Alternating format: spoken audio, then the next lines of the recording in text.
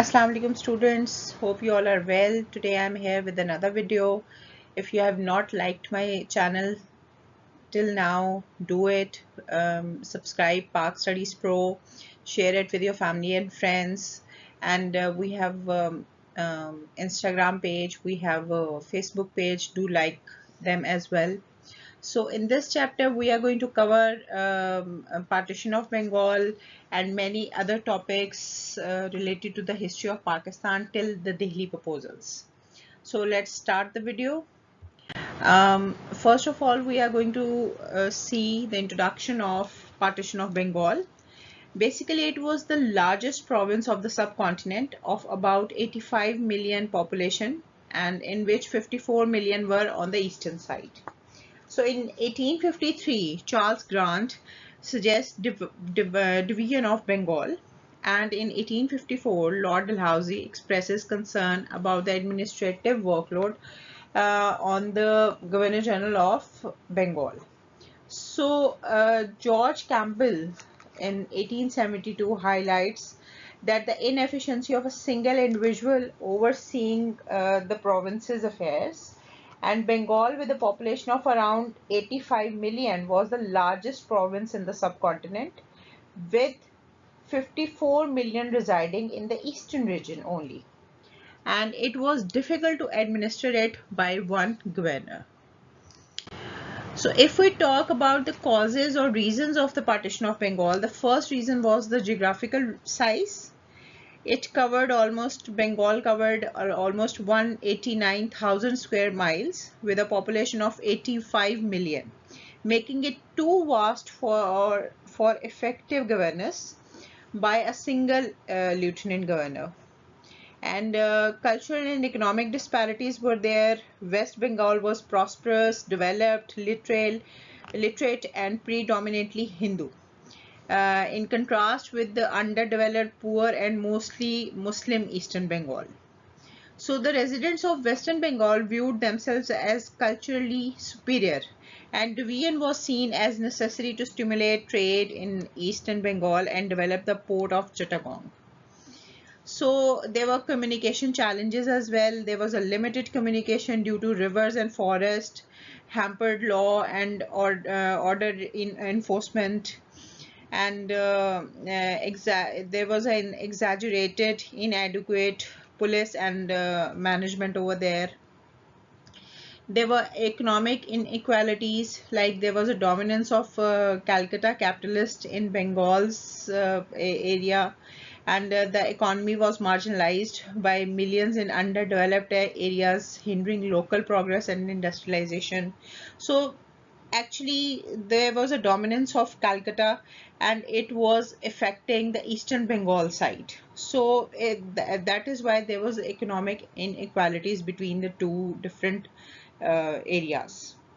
There was a demographic impact of partition, like pre-partition Bengal's total population was 85 million, surpassing Britain's entire population. And after partition, West Bengal would be of 54 million and East Bengal and Assam would be of 31 million, which is quite easy to govern. And there were some political considerations, like growing political awareness in Bengal led to different kinds of agitations and protests by Congress and Hindus, and it was a prompt that the partition would be weakening the whole process. And there was a Muslim reaction as well to this partition, and they felt overjoyed. They expressed gratitude to the British because they they were free from the Hindu landlords, and Muslim socio-economic and political position improved.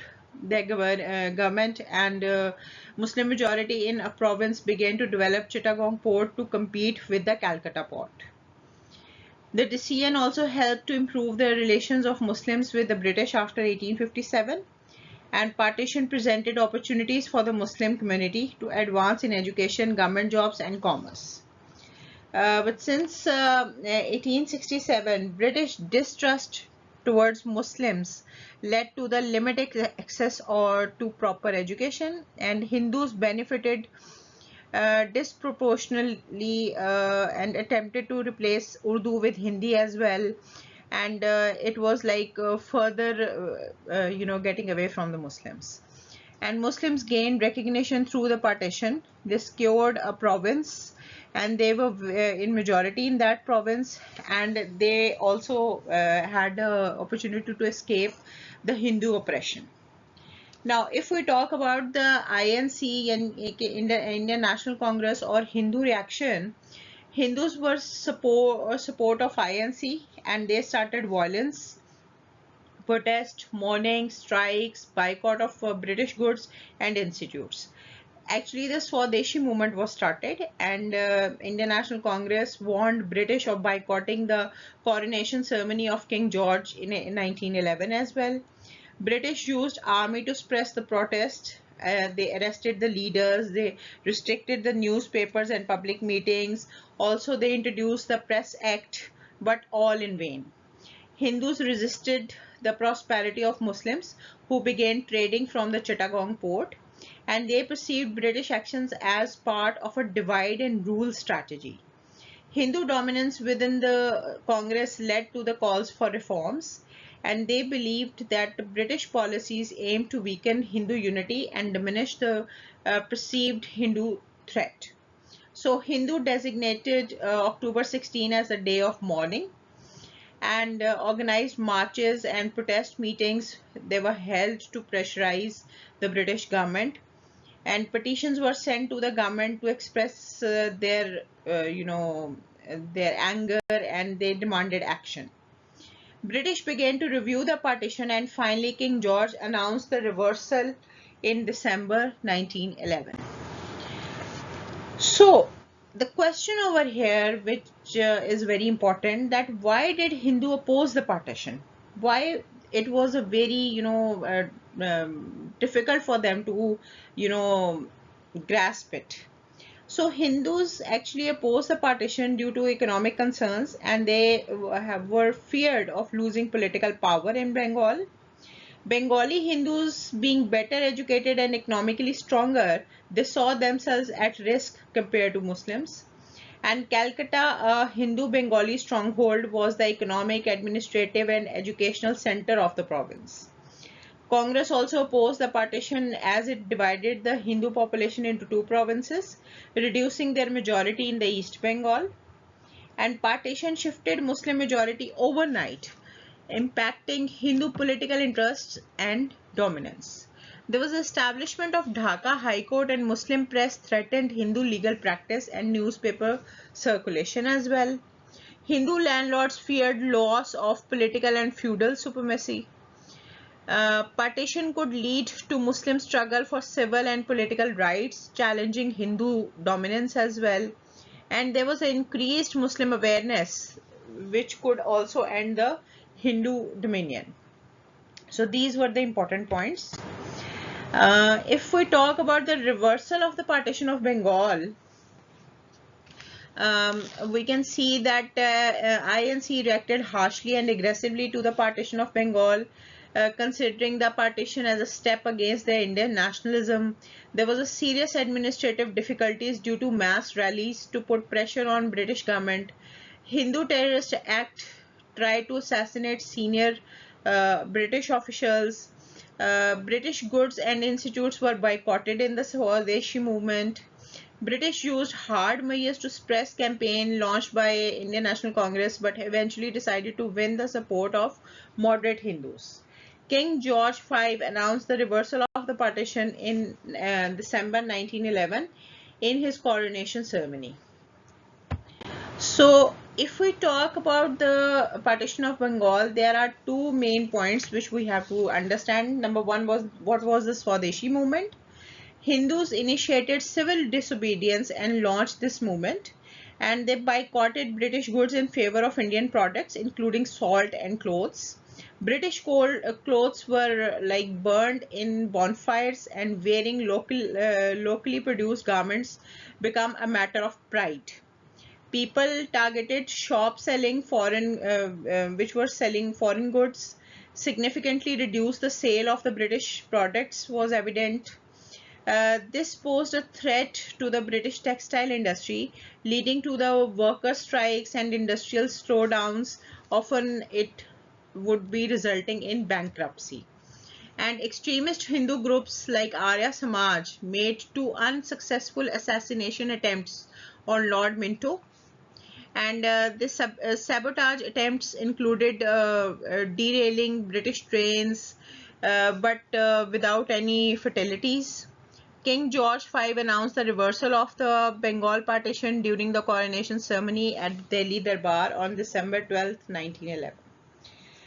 But what was the British reaction on the Hindu protest?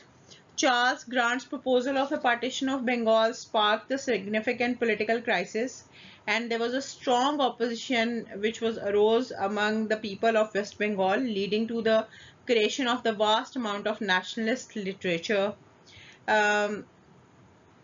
There was Bal Gangadhar Tilak. He was a prominent Hindu nationalist and he was imprisoned during this period. There were many radical leaders fled India to avoid arrest, while local prisons became filled with the revolutionaries. The British government attempted to quell the movement by force, particularly targeting Hindus. And Indian National Congress, they opposed it very badly. In 1908, the Press Act was introduced. It enforced strict censorship on publications and granting the government greater control over newspapers. And this act imposed restrictions on newspapers and public meetings, with the editors facing prosecution and imprisonments as well. And the British banned newspapers to hinder the spread of the movement among the public. So all the strict measures were taken by the British.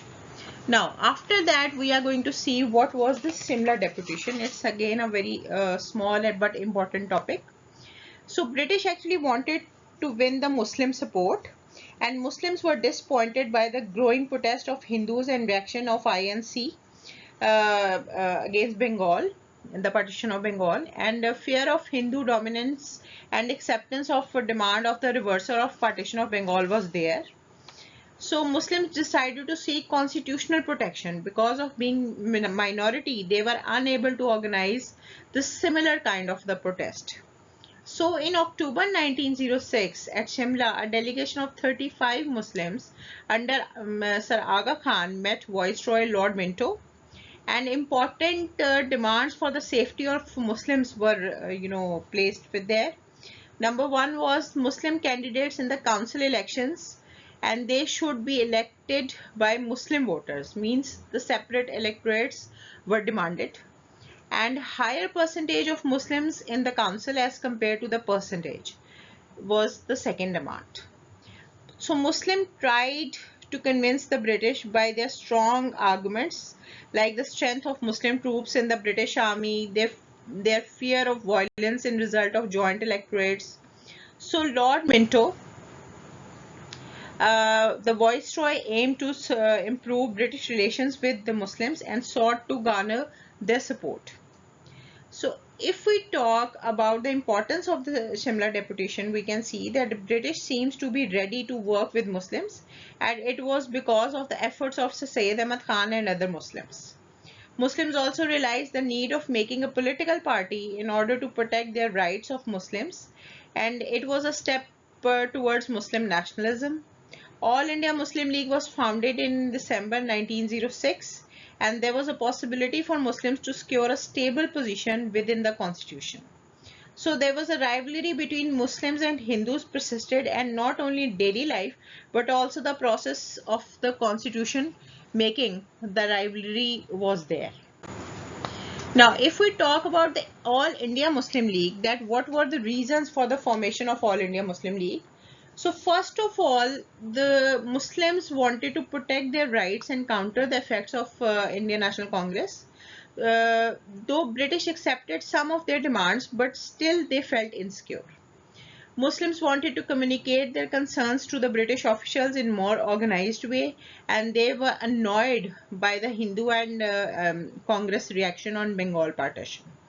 Encouraging response of the British also boosts the confidence of the Muslims to form a Muslim political party, and newly elected British government, which was the Liberal Party at that time, wanted to include more Indians in the councils through elections, and for that Muslims needed a political party.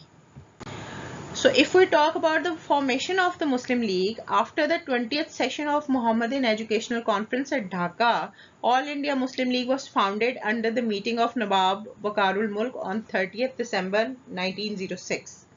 Muslims were targeted during the Urdu-Hindi controversy, with the Hindus advocating for Hindi to become the official language. And in 1900, the governor of UP, Mr. MacDonald, declared Hindi as the official language. So INC, founded by Alan Hume, initially aimed to unite all communities to discuss and solve their problems, but later evolved into a Hindu party only. So Muslims required a separate organization to protect and advance their political rights and interests. So the partition of Bengal provided opportunities for Muslim development, but Hindus reacted negatively to it.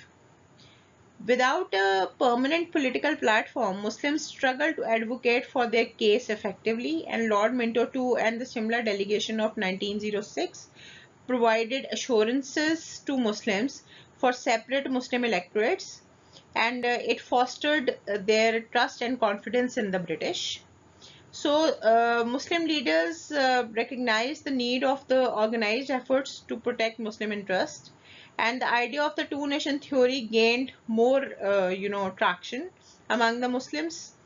Congress also advocated for a political democratic system in India, and that's why Muslims also needed a political party. And some Hindus claimed that the British supported the establishment of the All India Muslim League as counter to Congress. Sir Aga Khan became the first president of All India Muslim League. Now, if we talk about the aims of the All India Muslim League, the first aim was the protection of interests, needs, and political rights of Muslims, prove loyalty to the British. They had to remove the misunderstandings between Muslims and the British government, and the establishment of All India Muslim League aimed to represent Muslim needs and aspirations to the Indian government. So these were the main aims of this party, and also preventing opposition against Muslims towards other communities of India was the major challenge. Now let's see about the Morley Minto reforms. What were these? It was a joint draft by John Morley, who was the Secretary of State, and Lord Minto, who was the Viceroy at that time, and it was approved by the government, the British government. And it was that 60 seats in the Imperial Council, and with more non-official, non-holding, who are not holding any government office members, means 60 seats in the Imperial Council with more non-official members, and the Central Executive Council was increased to 60 members, and they could discuss the general matters of the importance and advise on government policies, including the budget. And provincial councils were also increased to 50 members in larger provinces and 30 members in smaller provinces. Muslims were to be elected by the separate electorates, which was a major breakthrough in Muslims and British relations. And Indian National Congress evidently opposed this decision. Now over here we have to see, first of all, that what was the hierarchy of the British government in India. So there was a supreme authority, was the Queen in Britain, and then there was a Secretary of State, which was the cabinet minister for India in the British Parliament. Then there was a Viceroy in subcontinent, who was the agent of British in the subcontinent, and he used to run all the matters of the subcontinent. And it had its executive council, and the executive council used to have the home department, the military, law, revenue and finance, and public work departments. These all departments were included in the executive council. So all the major departments were with the Viceroy. Then there was a legislative council, like we have the National Assembly. That kind of the council. At that time, assemblies were called councils.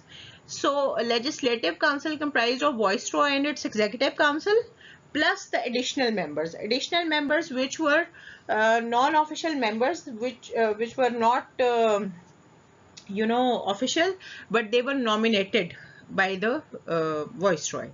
And they were in additional members, there were 28 official members nominated by the Viceroy, and there were 32 elected non-official members from provincial assemblies or separate electorates or nominated by the Viceroy. So always in assemblies, in councils, nominated members were greater than the elected members. And why nominated members were greater? Because whatever the Viceroy would suggest or whatever he decides, they would say yes to that. So it was the basic. Now, if we talk about the provincial council, then in the large provinces there would be 50 members, and in small provinces there would be 30 members, and non-official members or the nominated members would always greater than the official members, again in the provincial councils. Now, if we talk about the importance of the Morley Minto reforms, it had increased numbers of Indians in the government affairs by expansion of provincial and central councils. British wanted Indians to express their opinion and train them in politics, but at the same time, they didn't want to give them any kind of decision power. The council members could only raise questions and give advice, but they could not make or change the decisions. Real powers were with the British only. More elected members were there in the councils. Separate Muslim electorates were awarded, and one Indian member was added to the Viceroy's Executive Council alongside one member to each of the provincial council. Now, if we talk about the reasons for Indian National Congress, why they opposed the Morley Minto reforms, they were not satisfied with the reforms and they demanded more powers for the councils. They opposed the Muslims' separate electorates and declared it against the spirit of democracy. And INC also considered it another step against the Indian unity and nationalism. The British had no interest in establishing democracy in India. Rather, they aimed to make limited concessions to maintain stability. So, reforms lacked the concept of self-rule for Indian National Congress, with the British intended to allow Indians to voice their opinion in councils without granting them the right to decide. Hindus also sought a way in governance of the country and desired self-rule. And they resented the high position of Muslims in the councils. They also feared that Muslims would gain concessions, and what they did not want. And two Indian members, Jinnah and Nehru, were added to the Imperial Council. And however, the Congress desired a democratic system, but they thought that British implemented a divide and rule policy. So the act did not grant women the right to vote or any political status.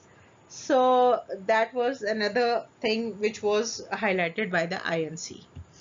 Now, if we talk about the Muslim reaction towards the Morley Minto reforms, the moderate circles welcomed the moral and mental Morley Minto reforms, including All India Muslim League, and Muslim League passed a resolution during its Delhi session.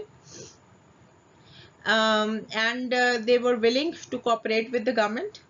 The most significant change brought about the Morley Minto reforms was the Muslims was establishment of the separate electorates for the Muslims, and the demand for separate Muslim representation was a key requirement for the Muslims at that time. So it was widely embraced by the Muslims. They emphasized that their acceptance of the reforms was not because they were an ideal solution, but rather because of their willingness to cooperate with the rulers and support the introduction of constitutional government in India. Muslims also saw the reforms as a demonstration of their goodwill towards other communities. Now, if we talk about some of the added topics which are equally important, it's the relation between Muslims and British before the World War One, and the Indians' view to support British in the World War One. It's very important topic.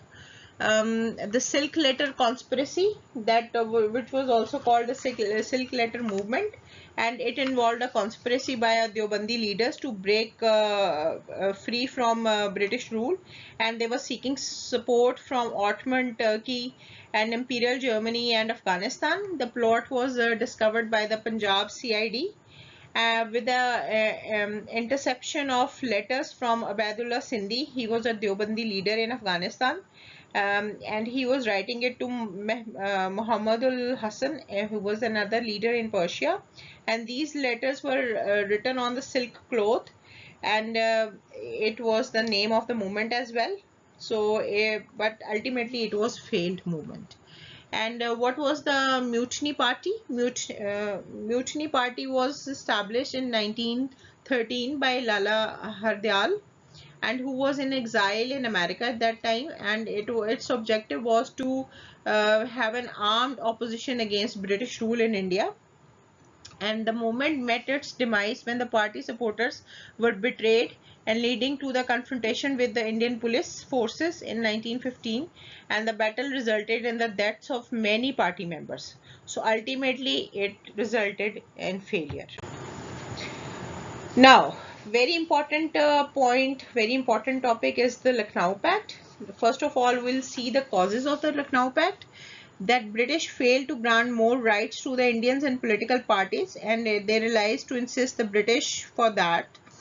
And during the early years of World War One, British introduced oppressive policies like Silk Letter, a Mutiny Party incident, and so on. So Jinnah did a lot of effort to bring Indian National Congress and Muslim League closer. He joined Muslim League in 1913, and he retained his membership in Congress as well. So he was the only member who was the member of both the political parties. So the reversal of Partition of Bengal hurt the Muslim sentiments as well. Muslim League changed its policy of loyalty to the British to demand for a self-rule after 1911. Like from till 1911, they wanted to have loyalty with the British, but after 1911, their demand was changed to the self-rule. So the British acceptance of Hindi alongside Urdu as an official language also, created tension among the Muslims, and they began to realize that they could not rely on British promises because they revert them back, like Partition of Bengal and Urdu Hindi controversy. So during World War One, the British policy of repression in India pushed the Indian National Congress and All India Muslim League close together. Both parties held their annual sessions in Bombay, and Muhammad Ali Jinnah and the joint councils were established to enhance mutual understanding, and they recognized the need to avoid political unrest in India during the war against Germany, and the British government considered a series of proposals in October 1916. So if we talk about the details of the Lucknow Pact, self-government on India was demanded. 1/3 of representation for Muslims in the central government would be there. Separate electorates for all the communities until the joint electorates would be demanded, and adoption of a system of weightage would be applied. There would be increase in number of members of central legislative councils up to 150, and provincial legislative councils would be 4/5 elected and 1/5 nominated, so that the elected members would have more say. And provincial legislative strength would be like major provinces should not be less than 125 members, and minor provinces should not be 50 to 75 members. There should be direct election of all members except nominees based on the adult number ratio, and 3/4 community opposition blocks passage of the community related bills. 5-year term for the legislative council and members to elect by their president. half of the imperial legislative councils should be Indian, and there should be abolishment of Indian Council, Secretary of State for Indian Affairs, salary to be paid by the British government, not by the Indian funds, and one of two under secretaries to be Indian. There should be separation of executive and judiciary. So there were many demands in the Lucknow Pact, which they they asked for the British from the British. Now, if we talk about the importance, it was the first and last pact between INC and Muslim League to demand the political reforms in India. It was a big breakthrough because INC accepted the British separate electorates for the communities. Jinnah tried so hard to unite Hindus and Muslims, and the notion of self-rule was introduced, and the political parties started to think about it. And Congress concessions to the Muslims were like separate electorates, weightage in Muslim minority provinces, 3/4 Muslim member opposition can block non-official bills, Congress virtual recognition of the League as sole representative of Muslims. So these were the main importances. Now, if we talk about the impact of the Lucknow Pact, there was an exposed Congress claim as sole spokesman for all of India. It acknowledged existence of multiple parties and nullified Congress claim as the sole party representing India. So these were the main impacts. Now, if we talk about the Montagu-Chelmsford reforms, if we talk about the introduction, British government was pressurized by growing demand of self-rule in India, and British could not ignore the Lucknow Pact between Muslim League and INC. So the US President Woodrow Wilson, who was a wartime ally of British, also insisted on giving the right of self-determination to various nations after the war, including the subcontinent, and implementation of the government system assigning responsibilities to the selected representatives. So introduction of a system where chosen representatives are given specific duties by the government was introduced. So let's discuss about the details of the act. It was a joint draft of Secretary of State and Viceroy Lord Chelmsford, and it was issued in July 1919. It's also called Montfort Reforms or Government of Act India 1919. It suggested that elected members should be given some extent of responsibility. There should be introduction of a bicameral legislative system in India, and national parliament, we would be having two houses, Council of State and Legislative Assembly. Council of State would be considered as upper house, comprising of 60 members with 33 elected members, and Legislative Assembly would be considered as lower house with 145 members, in which 103 would be elected for 3 years. There would be separate electorates for Muslims and Sikhs with 32 reserved Muslim seats. There would be establishment of a Council of Princes with 108 members who were devoid of from the real powers actually, and limited role for Indians would be given in the central administration. So Viceroy was empowered to pass laws, and Executive Council composed of nominated members. There was an introduction of Diarchy system in provinces. I am going to explain you what was it in the later slides. There were reserved subjects controlled by the governor and executive council, transferred subjects managed by the ministries appointed by the viceroy, and the extension of voting rights to local people were with only 2% eligible to vote initially, and commission scheduled to convene every 10 years to assess India's readiness for further concessions. Diarchy basically was the dual system, that there were some subjects or departments which were taken by the government, which were important, like finance, judiciary, security. It was taken by the viceroy's cabinet, and the other departments were given to the provinces or to the lower house. Now, what were the reactions? Major political parties were disappointed by this act. Indian politicians realized that the real powers were still with the British, because if they increase the number of the unofficial members, they also increase the number of the nominated members and the number of elected members. So they expected much more as a reward for their sacrifices in World War One, but they didn't get that. In the special session of INC, this act was declared as inadequate, unsatisfactory, and disappointing.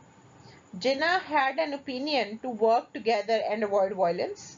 British wrongly assumed reforms would be embraced, but local felt otherwise. Though locals gained some governance influence, but British retained ultimate control, and Viceroy held significant authority. British reluctantly conceded to separate Muslim electorates, and non-Brahmins, Sikhs, and Yorkshians called for concessions as well. Sikhs denied separate electorates, began demanding power as deviance within Indian society. It was, very much evident. Now, if we talk about the Diarchy system, it was introduced in the provinces and divided provincial subjects into two categories, reserved and transferred subjects. Reserved subjects include police, justice, revenue collection, power resources, press and publication. And transfer subjects were, had local government, health, education, forest, agriculture, and public works. So, provincial ministers were selected from provincial legislative councils, which were elected by the people. So, the real powers were again with the viceroy. Now, we'll talk about the Rowlatt Act. British were ready to strictly deal with any violence or any violent reaction by the Indians. So, a committee was made under Justice Rowlatt to investigate the revolutionary activities in India. British introduced Montagu-Chelmsford reforms to appease Indian population, but maintained intention to suppress the opposition to the British rule. And Muhammad Ali Jinnah resigned from the Imperial Legislative Council in protest, and Gandhi initiated a Hartal strike in response. Now, in April 1919, it was witnessed a widespread strikes and demonstration across India. So, Viceroy disregarded opposition and recommendations were enforced, and Rowlatt Act was passed despite all these protests. So, this committee recommends some urgent measures under the Defence of Indian Act, that there would be arrest without warrant, detention without bail, and the right of provincial government to order people where to live. And the act was opposed by all the political leaders, and they announced strikes and demonstrations. Violence eventually escalated and led to the tragic event of Amritsar massacre. Now we'll see what was that massacre. Unrest caused in Amritsar because of Rowlatt Act, and 5 Europeans were killed. A local British commander, General Dyer, was responsible to restore peace, and he had banned all the public meetings and processions. An angry mob of 20,000 people gathered in Jallianwala Bagh at Amritsar, and they were protesting peacefully. He ordered to seal the only exit of that park and ordered to open fire without any warning. 1,600 rounds were fired and 400 people died on spot, and more than 1,200 were severely injured. So Dyer was removed from his service after the trial under the Hunter Committee, but they didn't give him any other further punishment. So it was a very, horrific incident. Now, there are some added topics which are very important, that who was General Dyer, what was Sataygraha, and what was Diarchy. So you should, prepare these as well when you are preparing for this topic, which I am going to explain in later slides. Now, if we talk about the non-cooperation movement, Gandhi initiated the non-cooperation movement in 1919, later joined by Muhammad Ali Johar, aimed at supporting Khilafat in Turkey and achieving self-government for India. Both movements aimed to overthrow British rule and making Gandhi, Maulana Muhammad Ali Johar and Shaukat Ali Johar idols for Hindus and Muslims. This movement involved burning British cloth, promoting Indian hand-woven cloth, boycotting English colleges, schools, and legal systems, and returning government titles and medals. A fatwa issued by Jamaat Ulma Hind urged disassociation from the British institutions, resulting in mass resignations, boycotts, and protests. British response, including imprisoning of almost 30,000 political prisoners, leading to Gandhi's decision to call off protest after Chori Chora incident in February 1922. Despite Gandhi's efforts, the non-cooperation movement failed to achieve Swaraj, and which was self-rule, and did not save Khilafat, leading to Jinnah's resignation from Congress in 1920 due to his opposition to the program's potential for violence.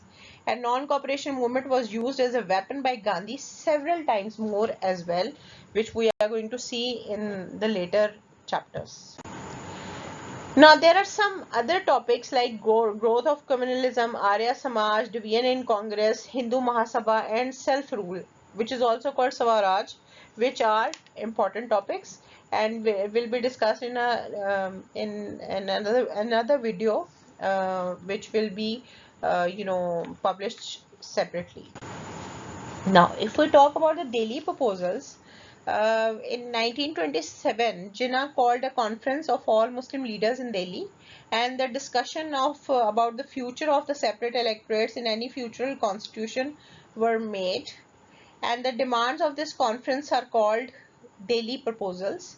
That Muslims should be given 1/3 of the seats in the Central Legislative Assembly. Sindh should be given full provincial status, and British reforms should be extended to Balochistan and NWFP.